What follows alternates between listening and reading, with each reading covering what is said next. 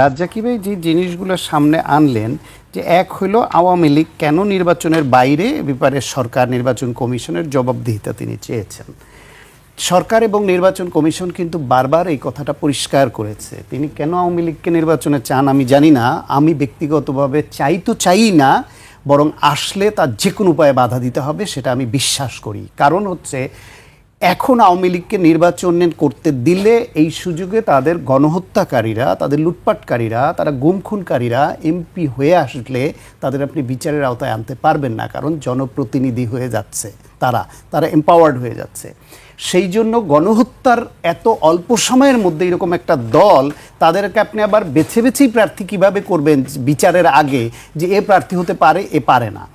দ্বিতীয় যে কথাটা সেটা হলো এই যে গণহত্যার যে বিচার হচ্ছে, আমি শেষ করি, আমি চাই এটা ব্যান করতে চেয়েছিল, কারণ কেন ব্যান করতে পারে না? কেন ব্যান করলাম না? কেন বলছেন নির্বাচনে কেন আসতে পারবে ব্যান যেত না, কেন ব্যান না হলে নির্বাচন আসতে পারবে না? কেন আপনি দল ব্যান করতে পারলেন না? ওই ব্যাখ্যাটা শুনেন, আপনি আইনজীবী তো, আপনি ব্যাখ্যাটা শুনেন। ব্যান আপনারা করেননি, আগে আপনি ব্যাখ্যাটা শুনেন। হ্যাঁ, ব্যান করেননি, আপনি এখন নির্বাচনে যেতে দিচ্ছেন না। আপনি যে প্রশ্ন তুলেছেন, যে আমি তো অবশ্যই ব্যান চাই, আওয়ামী লীগ প্রশ্ন তুলে আপনি চান ব্যান চান, আপনি যে প্রশ্ন যেহেতু তুলেছেন উত্তরটা তো শুনতে হবে। হ্যাঁ, সরকার এবং নির্বাচন আমি চাই না, আমি চাই কেন? আমি চাই না, আপনি তো উত্তর চেয়েছেন। আমি চাইছি যে আপনি কেন নির্বাচনে যেতে চাচ্ছেন না? সরকার, আপনি সরকার এবং নির্বাচন কমিশন উত্তর হ্যাঁ, উত্তরটা তো বলবেন যে হ্যাঁ ব্যান রাইখা, ব্যান না কইরা, ব্যান না কইরা নিষিদ্ধ করলাম কেন? অন্য কৌশল ধরেছেন। আওয়ামী লীগ কেন নির্বাচনে আসতে পারলো না? ব্যান ছাড়াও, ব্যান নাই তাহলে কেন আসতে পারলো না? ব্যান না থাকলেও আসতে পারবে না। সেই উত্তর দলটা ব্যান করলো, কেন? উত্তরটা শুনেন, সরকার কি বলেছে, নির্বাচন কমিশন কি বলেছে। এক হলো তাদের বিরুদ্ধে গণহত্যার অভিযোগে বিচার হচ্ছে, এই বিচারের সময় তারা বিচারকে বাধাগ্রস্ত করবার জন্য বিভিন্ন জায়গায় তারা মিছিল বের করছে, বাধা সৃষ্টি করছে, সমাজে রাষ্ট্রে অ্যানার্কি সৃষ্টির চেষ্টা করছে। সেটাকে থামানোর জন্য তাদের কার্যক্রম নিষিদ্ধ করার বিকল্প নাই, তাদের কার্যক্রম নিষিদ্ধের কোনো বিকল্প নাই। সরকার এই রাজনৈতিক দলের কার্যক্রম নিষিদ্ধ করেছে, নিবন্ধন স্থগিত করেছে, এবং কোন দলের কার্যক্রম নিষিদ্ধ হইলে নির্বাচন কমিশন নিবন্ধন স্থগিত করেছে, নিবন্ধন স্থগিত হইলে তার মার্কা থাকে না। সুতরাং যেই দলের কার্যক্রম নিষিদ্ধ সরকার করেছে লজিক্যালি ব্যাখ্যা দিয়ে, সে একই কারণে তাদের নিবন্ধন স্থগিত হয়েছে। নিবন্ধন স্থগিত হওয়ায় আইনসম্মতভাবে নির্বাচন কমিশন তাদের মার্কা বিলুপ্ত করেছে, তাদের মার্কাও স্থগিত করেছে। সুতরাং দলের নিবন্ধন নাই, মার্কা নেই, তারা নির্বাচন করবে কি করে? সুতরাং নিষিদ্ধ হওয়া না হওয়া আরেকটা চ্যাপ্টার, আপনি সেটা নিয়ে আলোচনা করতেই পারেন, কিন্তু সেইটাকে ধরে আপনি এই প্রশ্ন কোনো লজিকেই কোনো আইন বলে আনতে পারেন না যে তাদের নির্বাচনে কেন অংশগ্রহণ করতে পারবে না, কারণ তিনি নিবন্ধন নাই। গণঅভ্যুত্থান পরবর্তী সময়ে তারা নির্বাচন করতে পারছে না, সেই সময় আপনি প্রশ্ন তুলছেন যে তারা ইলেকশন কেন করতে পারবে না, তাদের এত ভোটার।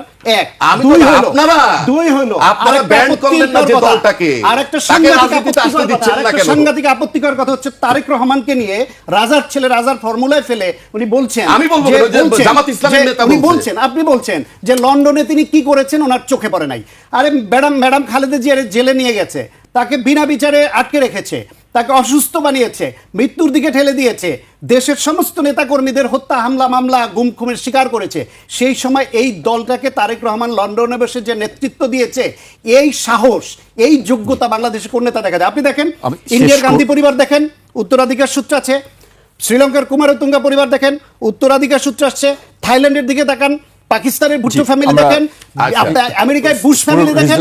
সুতরাং যোগ্যতা, তারেক রহমান 38 বছর আগে বগুড়ায় একটা ইউনিয়ন লেভেলের থেকে প্রাথমিক সদস্য পদে রাজনীতি করে করে করে করে নেতা হওয়া, বেড়ে ওঠা মানুষ, থেকে তিনি যে নিজেকে তৈরি করেছেন রাজনীতিবিদ হিসেবে, এখন তার বক্তব্য, তার কথা, কাজ, প্ল্যানিং আপনি বোঝেন না। এইটা দলের মাথা, দলের তখন মানে মাথার তাজ সবার। মইনুল হোসেন রোড থেকে যখন তারা বের করে দেওয়া হয়, কোথায় ছিল লক্ষ লক্ষ কর্মী?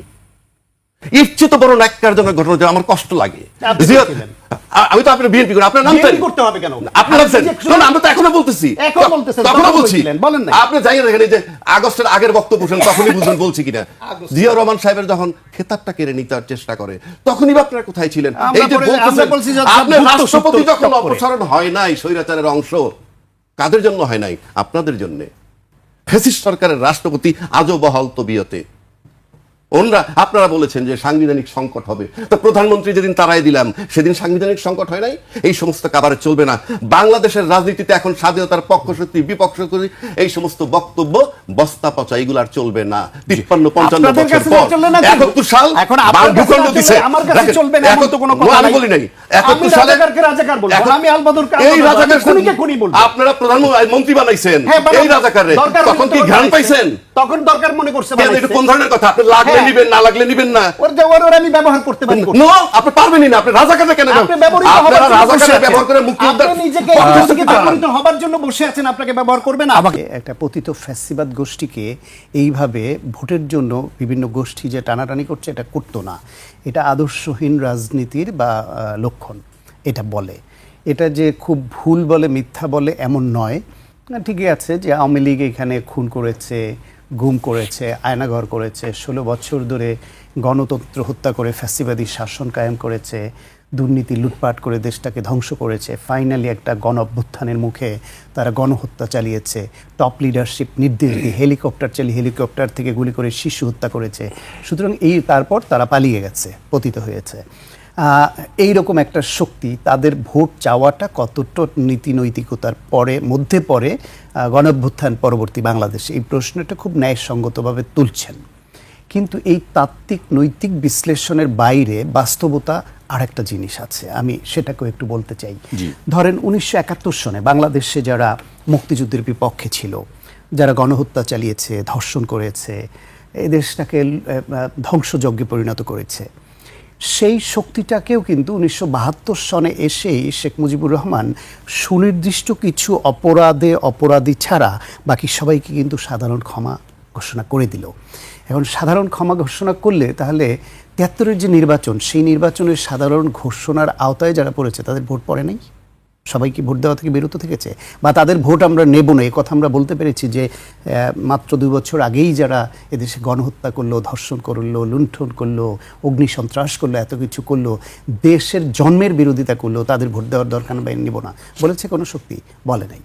ঠিক একই কারণে এই যে আপনি বলছিলেন যে বিভিন্ন বছরের ভোট প্রাপ্তির হিসেবে বাংলাদেশে প্রধান দুটি রাজনৈতিক দল হচ্ছে বিএনপি এবং আওয়ামী লীগ।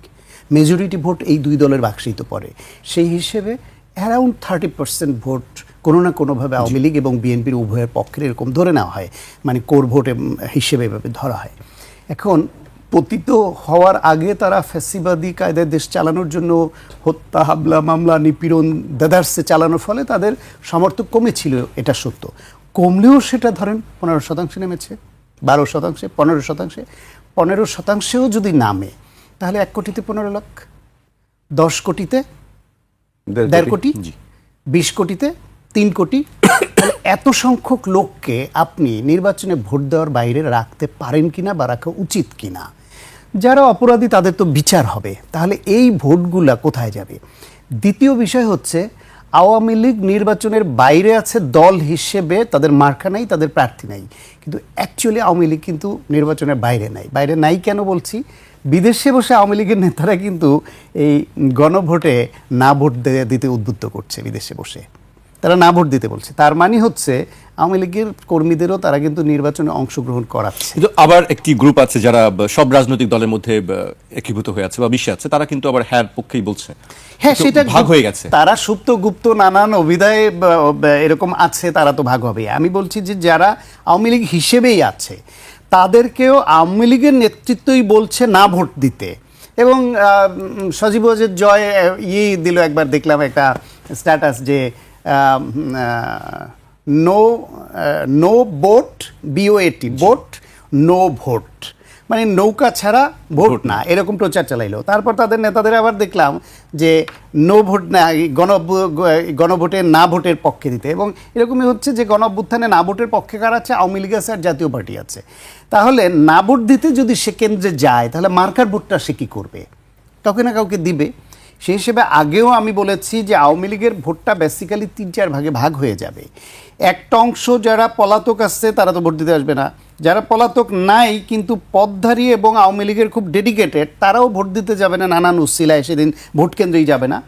আর একটা অংশ আছে তারা আওয়ামী লীগই করে, মনের মধ্যে আওয়ামী লীগই আছে, কিন্তু এলাকায় তাদের মিলেমিশে চলতে হবে, থাকতে হবে, তাদের ব্যবসা বাণিজ্য চাকরি বাকরি করে সমাজে চলতে হবে, তারা মনে করে যে যখন আওয়ামী লীগের বার আসে তখন দেখা যাবে, আপাতত কারো না কারোর সঙ্গে তো যেতে হবে। তারা তখন লোকালি স্থানীয়ভাবে কে একটু প্রভাবশালী, কার জেতার সম্ভাবনা বেশি, কার দিক থেকে তারা একটু ক্ষতিগ্রস্ত না হওয়ার সম্ভাবনা আছে, কে একটু আশ্রয় প্রশ্রয় দিতে পারে, এরকম লোককে প্রার্থীকে বেছে নিয়ে হয়তো তার পক্ষে, সেটা কোথাও আওয়ামী লীগ, কোথাও বিএনপি, কোথাও জামাত ইসলাম, কোথাও অন্য দল, এটা হবে। আরেকটা পক্ষ আছে, তারা মনে করবে যে না, সরাসরি ভিড়ে যাই, গুপ্তজা ছিল বা বিভিন্নগুলো তো আছেই, যে সরাসরি কিছু বিএনপিতে জয়েন করছে, জামাত ইসলামে জয়েন করছে বা অন্য কোনো দলে জয়েন করে গেল। আপনার কি মনে হয় যে বিএনপির দিকে এই ভাগটা বেশি যাবে? বিএনপির দিকে এই ভাগটা বেশি যাবে। কেন মনে হয়? কেন যাবে? কারণ হচ্ছে আওয়ামী লীগের মধ্যে টপ লিডারশিপ মুক্তিযুদ্ধের চেতনার ব্যবসা করেছে, ব্যবসা করে করে মুক্তিযুদ্ধটাকে খেলো বানিয়ে ফেলেছে, এটা সত্য। তবে তাদের সাধারণ সমর্থকদের মধ্যে মুক্তিযুদ্ধের প্রতি সহানুভূতিশীল বা অনুভূতিশীল লোকের সংখ্যাটা বেশি, যেটা জামাতের মধ্যে আপনি পাবেন না।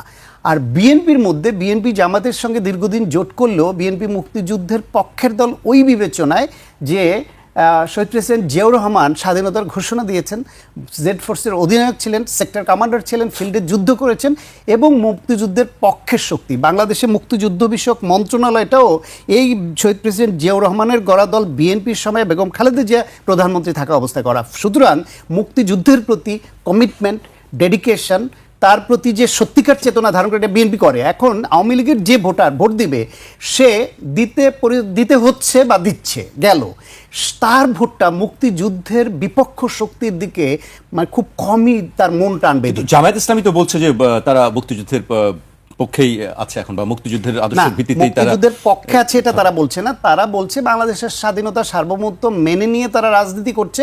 ৭১ তাদের রাজনৈতিক ভুল ছিল এটা, কিন্তু মুক্তিযুদ্ধের পক্ষে ছিল এই কথা তো আওয়ামী লীগ, জামাত ইসলামের পাগল মুক্তিযুদ্ধকে অস্বীকার করছে না। বা তাদের যে পরের প্রজন্ম, তারা ৭১ প্রশ্নে ৭১-এর বিরোধিতাকারীর পক্ষে যাওয়ার সংখ্যাটা একেবারে নাই বলবো না, কিন্তু সেই সংখ্যাটা খুব মিনিমাম। আপনি কয়জন মুক্তিযোদ্ধাকে দেখবেন যে তার চরিত্রের এতটা অধপতন হয়েছে জামাত ইসলামে যোগ দিয়েছে? আর অন্য অনেক দল আছে তারা মুক্তিযুদ্ধের সময় মুক্তিযুদ্ধের পক্ষে ছিল না অতটা, কিন্তু বিরোধিতাও করে নাই, ওইখানেও আপনি মুক্তিযোদ্ধা পাবেন। কিন্তু জামায়াত ইসলামে শুধুমাত্র বকে যাওয়া, নষ্ট হয়ে যাওয়া কিছু মুক্তিযোদ্ধার বাইরে কারো যাওয়া তো সম্ভবই না। সুতরাং ভোটারদের বেলাও তাই হবে। রাজাকি ভাই, আপনার কি মনে হয় যে আওয়ামী লীগের যে সমর্থকরা আছে তাদের ভোট কি কোনো টার্নিং পয়েন্ট হিসেবে কাজ করবে? অনেকেই বলছেন, যে বিশ্লেষক যারা আছেন, আপনি কি মনে করেন? না, ভোট তো যদি আওয়ামী লীগের ভোটগুলো তো টার্নিং পয়েন্ট হতেই পারে, কারণ এখন বাজারে আছে বিএনপি আর জামাত, আপনি যদি বড় সড়ভাবে ধরেন। তা সেক্ষেত্রে যখন আওয়ামী লীগ আর বিএনপি যখন প্রতিদিন থাকে, তখন জামাতের ভোট কিন্তু ডিসাইডিং ফ্যাক্টর হয়ে যায়। আর ভোটের বাইরে দলের বাইরে যারা ভোটার আছে তারা সুইং ভোট, সেটা নিয়ে প্রিডিকশন করা কঠিন, বা এই মুহূর্তে করতে যাচ্ছি না। এখন আছে বিএনপি আর জামাত, আর আছে আওয়ামী লীগের ভোট, যেটা নিয়ে আলাপ হচ্ছে যে আওয়ামী লীগের ভোট নিয়ে টানাটানি। এখানে তো দুইটা বিষয়, আওয়ামী লীগ ভোট দিবে কি দিবে না। যদি না দেয় আর কোনো আলাপ নাই, আর যদি দেয় কোথায় দিবে সেটি প্রশ্ন। টানাটানি যতই করেন, ভোট যদি দিতে চায় তাহলে তারা দিবে, আপনি টানলে তো ভোটার আসবে না। আপনি অন্তত এই দলীয় ভোটার, এটা দলীয় সিদ্ধান্ত হতে পারে, মানে ওই দলের। এখন জামাত আর বিএনপি মাঠে, আওয়ামী লীগের ভোট যদি আমি কল্পনা করি বিএনপিতে আসবে, তাহলে বিএনপির জন্য সোনায় সোহাগা, কারণ বিএনপির তো ভোট বেশি আছে এমনি, মানে অতীত জরিপে। বর্তমান জরিপ আমার কাছে নাই, কারণ সামনে ইলেকশনে কতদূর কার আছে সেটা না, আমি অতীত জরিপে বলছি। তাহলে সেক্ষেত্রে যদি আওয়ামী লীগের ভোট যোগ হয় 15% হোক আর 25% হোক, তাহলে বিএনপির জন্য সোনায় সোহাগা। আর আসেন, যদি জামাতের দিকে যাবে কি যাবে না সেই আলাপে কিন্তু আমি যাচ্ছি না।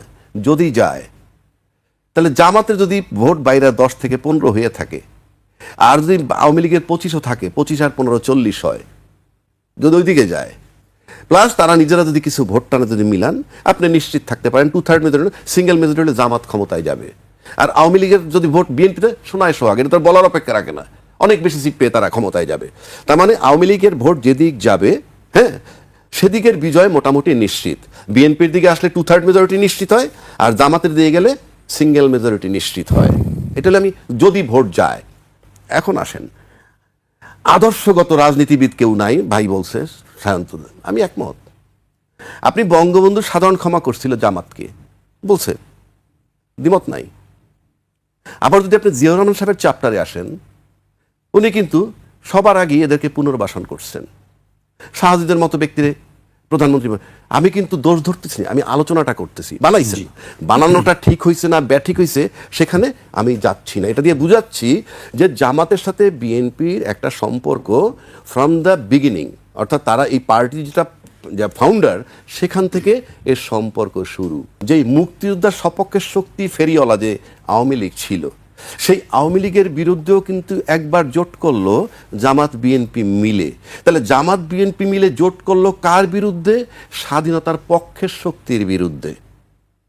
স্বাধীনতার পক্ষের শক্তি, উনি বলছেন বিএনপি স্বাধীনতার পক্ষের শক্তি, আমার একটা দ্বিমত নাই বা মতও নাই, মানে আমি বলছি কিন্তু স্বাধীনতার পক্ষ শক্তি যে ফেরিওয়ালা তাদের বিরুদ্ধে স্বাধীনতার বিপক্ষ শক্তি নিয়ে বিএনপি 2001-এ জোট বানাইয়া তাকে ডিফিট দিয়ে ক্ষমতায় গেছে। স্বাধীনতার পক্ষের শক্তির বিপক্ষে দাঁড়াইছিল এই বিএনপি জামাতকে নিয়ে, স্বাধীনতার বিপক্ষে শক্তি। আমি এটা দোষ ধরতেছি না, গুণও ধরতেছি না। তার মানে কি জামাতের সাথে তাদের যে সম্পর্ক বিএনপির, তারপরে যদি আপনি আসেন আজকে যেখানে গেছে সেটা জাস্ট ইউটার্ন। আপনি আপনার লাইফে চিন্তা করবেন যে আপনার ফ্যামিলি লাইফ আছে, আপনার সামাজিক লাইফ আছে, আপনার অফিস জীবন আছে, আপনার ইটিভি জীবন আছে, আপনার লাইফ স্টাইল একরকম দেখতে দেখতে আচরণ, চট করে যদি আপনি ইউটার্ন নেন তাতে আপনি গেইন করেন কি? That is important. আপনি যখন ইউটার্ন নিয়ে নিলেন, এই ইউটার্ন নেওয়ার আগে আপনি স্বাধীনতার পক্ষশক্তি যে আওয়ামী লীগ ফেরিওয়ালা ছিল, বাংলাদেশের প্রথম আলো, বাংলাদেশের ডেইলি স্টার, বাংলাদেশের মানব জমিন, এমন কেউ নাই যে ফুল টাইম তারেক রহমান সাহেব তার ফ্যামিলির নিন্দা করেনি। এটা আমি বহুবার বলেছি। 2004-এর গ্রেনেড হামলা, পুলিশ রিপোর্ট কিছুই হয় নাই, সবার আগে প্রথম আলো বইলে দিল কি এটা তারেক রহমান, খালেদা জিয়া জড়িত। Which I hate like anything, কারণ আপনি you can't write this way. আপনি কে? কিন্তু তারা একটা অথরিটি ছিল মিডিয়া জগতে। সেইটা যখন আপনি আজকে ইউটার্ন নিলেন, ইউটার্ন নেওয়ার সাথে সাথে কিন্তু প্রথম আলো বলেন, ওই ডেইলি স্টার বলেন, ইভেন মানব জমিনের মতিউর রহমান সাহেবও ঘুরে গেলেন। মতিউর রহমান সাহেব লিখছিলেন তারেক জিয়ার বিচার হওয়া উচিত, ঘুরে গেলেন। আমি কিন্তু এটা বলছি চরিত্র, আমি কিন্তু দোষগুণ আলাপ করছি না। সেখানে আপনি যখন এই ইউটার্ন নিয়ে আপনি কি পাচ্ছেন? ইউটার্ন নিয়ে আপনি উদীচির সাপোর্ট পাচ্ছেন, ইউটার্ন নিয়ে আপনি ছায়ানটের সাপোর্ট পাচ্ছেন, উদীচি নিয়ে হয়তো আপনি প্রথম আলো, ডেইলি স্টার, মানব জমিনের সাপোর্ট পাচ্ছেন, 5-10টা ভোটারও হয়তো আপনার বাড়তেছে। কিন্তু আপনি কি একবারও ভাবছেন যে আপনি এত বড় বিএনপি পরিবারের সবাই বিষয়টা কিভাবে নিচ্ছে? আপনি তো আদৌ জানেন না যে সত্যি সত্যি বিএনপি পরিবারের লোক কিছু ছুটে যাচ্ছে কিনা। যদি 40 জন ছুটে যাওয়ার 10 জন ঢুকে লাভ হবে না লোকসান হবে? আপনি এই যে ইউটার্নটা তো সবাই একসেপ্ট করবে না। তো সেখানে জিয়া সাহেব বলেন, খালেদা জিয়া বলেন, সেখান থেকে এই যে আপনার আজকে ইউটার্নটা বিএনপি পরিবার কিভাবে নিচ্ছে, আদৌ কি জরিপ করেছেন? আমরা জরিপ করেছি। এখন বলবেন আপনি বিএনপি করেন না। ওনার যেমন আওয়ামী লীগের 2টা বন্ধু থাকতে পারে, জামাতের 2টা বন্ধু থাকতে পারে, আমারও তো থাকতে পারে। তারা কি বলে? আর প্রথম আলো এই যে মিডিয়াটা বললাম ইউটার্ন হয়ে গেছে। সুতরাং 5টা ভোট আপনার বাড়তে পারে দৃশ্যমান, কারণ এগুলা দিয়ে আপনি এটা ফেরত পাইছেন, এই প্রথম আলোর নিন্দার থেকে আপনি মুক্তি পাইছেন। বাট এটাই কিন্তু সব না। 5ই আগস্টের পরের বাংলাদেশের রাজনীতি ঠিক সেই জায়গাটায় নাই যে মিডিয়া ঘুরে গেলেই আপনি সব কিছু পেয়ে যাবেন। এইবার আসেন আওয়ামী লীগের ভোটটা, যে আবার আমি একটা জায়গায়, তার আগে আরেকটা জায়গায় আসি। এই গণভোটের একটা কথা আছে এখানে মাঝখানে। বলছে ভাই আওয়ামী লীগ গণভোটে না দিবে, হু কেয়ার্স? আওয়ামী লীগ গণভোটে না দিল, ধরে নিলাম তার 25% ভোট, তো ভোট দিতে যদি যাবেনই গণভোট দিয়া না বইলা উনি কাকে বাঁচাবেন? নাকি ফ্যাসাদে ফেলবেন? গণভোট যদি না হয় এই নির্বাচনে যারা পার্লামেন্টে তারাই বিপদে পড়বে। কারণ আপনার এখন পর্যন্ত, আমি আগেও বলছি এখনো বলছি, আবারও চ্যালেঞ্জ করছি, নির্বাচন কমিশন কিন্তু এবার বলেনি আমি সংবিধানের কোন অনুচ্ছেদ মোতাবেক জাতীয় নির্বাচনের তফসিল ঘোষণা করছি। উনি তফসিল ঘোষণা করছে কোন দিন কি হবে। সুতরাং গণভোট যদি পাস না করে আপনি তো ঢুকতেই পারবেন না। গণভোটে না পড়ার আশঙ্কা কেন করছেন? ওই যে উনি বললো, সেই জন্য আমি বলি গণভোট যদি না হয়, বলছে কোনো পার্শ্ব প্রতিক্রিয়া হবে না, বহুজনে বলে। আমি বলছি পার্শ্ব প্রতিক্রিয়া এবং ভয়ানক। কেন? নাম্বার 1, সব পলিটিক্যাল পার্টি জাতির কাছে প্রতারক হবে, বলে দিচ্ছি, জাস্ট প্রতারক। কেন আমি বলি? আপনি যখন জুলাই সনদ স্বাক্ষর যেদিন হইল ওই যে পার্লামেন্টের সাউথ প্লাজায় এখানে, সেখানে কিন্তু দলের প্রতিনিধি ছিল না।